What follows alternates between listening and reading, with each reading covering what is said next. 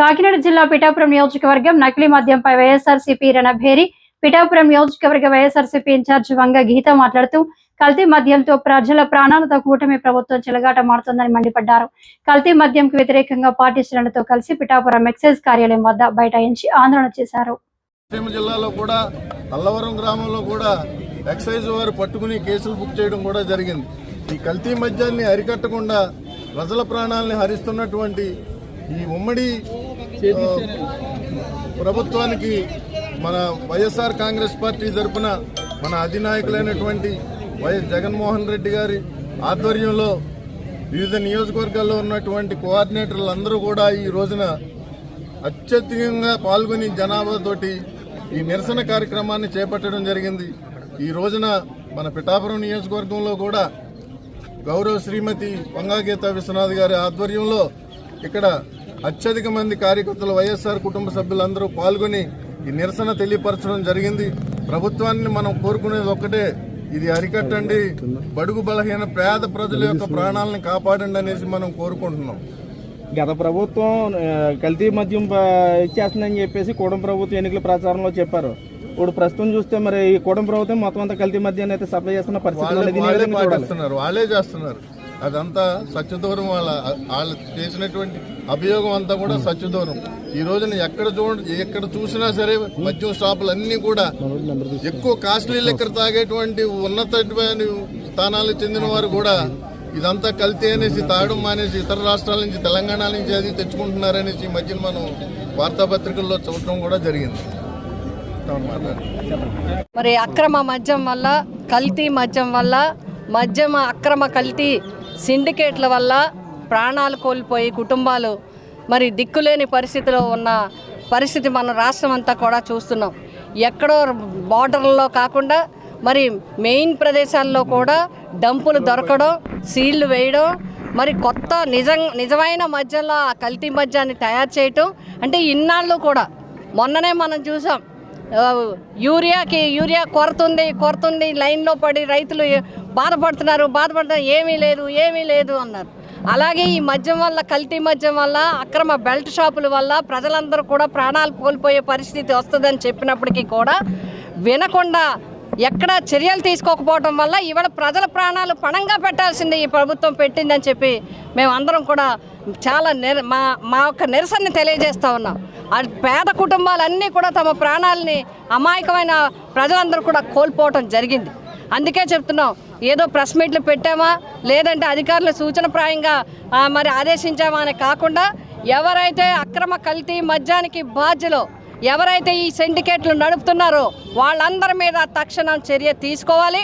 అదేవిధంగా రాష్ట్ర వ్యాప్తంగా ఎక్కడా కూడా మీరు ఎక్కడైనా చూడండి, గత ప్రభుత్వంలో జగన్ గారి మీద దుష్ప్రచారం, అబద్ధపు ప్రచారం కాదది, దుష్ప్రచారం చేశారు.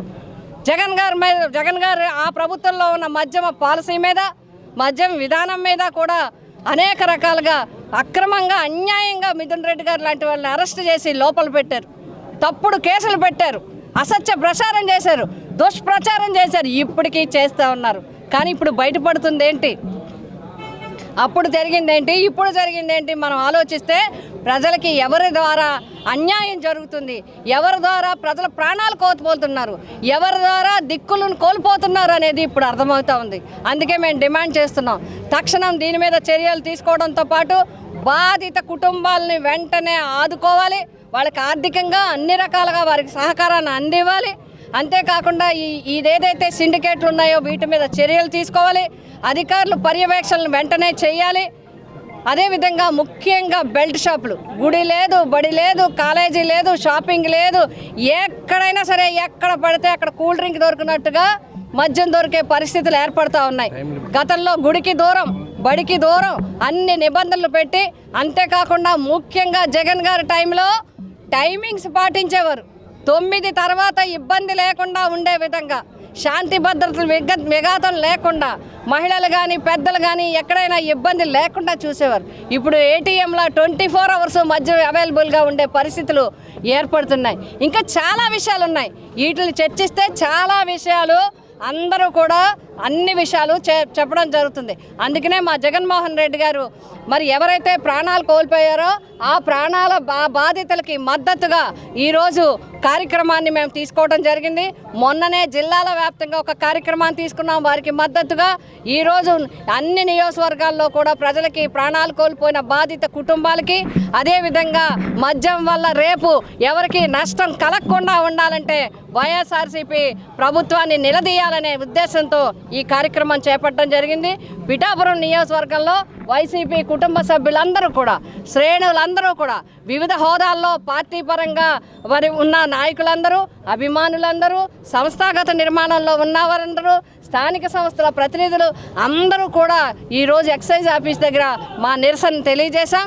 తక్షణం ఈ కూటమి ప్రభుత్వం చర్యలు తీసుకోవాలి, ప్రజల ప్రాణాలని కాపాడాలి. కాపాడే వరకు, అక్రమ మద్యం అరికట్టే వరకు, బెల్ట్ షాపులు రద్దు చేసే వరకు వైఎస్ఆర్సీపీ పోరాటం చేస్తుంది. రాష్ట్ర వ్యాప్తంగా పలు ప్రాంతాల్లో అయితే తాగిన చోట చనిపోతున్న పరిస్థితులు అయితే ఉన్నాయి మేడం. చనిపోయి అక్కడే పడిపోతున్నారు తాగిన చోట. ఇది మరి కల్తీ మద్యం.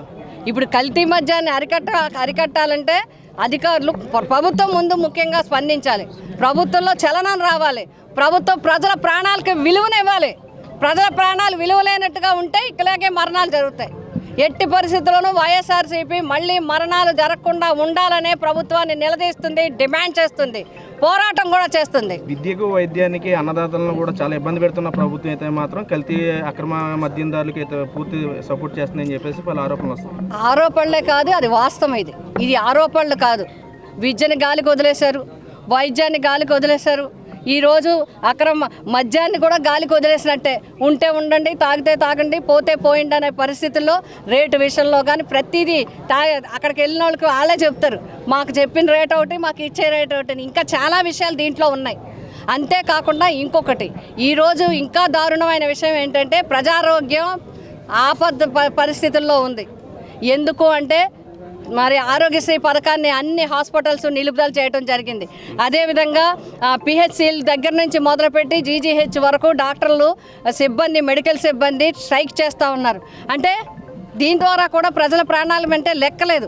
ఎందుకంటే అత్యవసర పరిస్థితుల్లో ఉన్న వాటిని పాలు కానీ, నీరు కానీ, వైద్యం కానీ ఇవన్నీ కూడా తక్షణం ఎక్కడ కూడా స్ట్రైకులు చేయడానికి వీల్లేదు, నిలుపుదల చేయడానికి వీల్లేదు. ఇది కూడా ప్రభుత్వం గమనించకుండా వెంటనే చర్చలు జరిపి సమస్యను పరిష్కరించకుండా దీన్ని కూడా గాలికి వదిలేసే పద్ధతిలో ఉండడం మాత్రం కరెక్ట్ కాదు.